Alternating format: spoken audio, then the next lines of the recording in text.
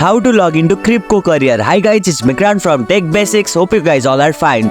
Today I'll be guiding you how to log into KRIBHCO Career. Login in KRIBHCO Career is quite easy, so without any delay, let's get started. Open your web browser, launch your preferred web browser on your computer. Visit KRIBHCO Career, type KRIBHCO Career, login into the address bar of your web browser and press enter.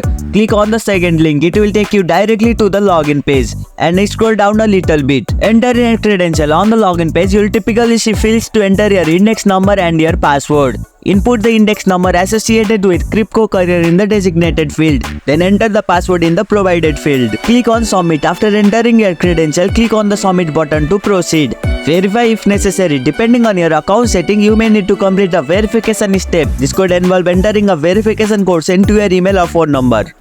Access your account. Once logged in, you should have access to KRIBHCO Career profile. Here you can browse job openings, submit application, update your profile information and perform relevant tasks. That's it, you have logged in successfully. If you liked our video, press the thumbs up and share button. If you have any question, comment down below and don't forget to subscribe the channel for more tutorials.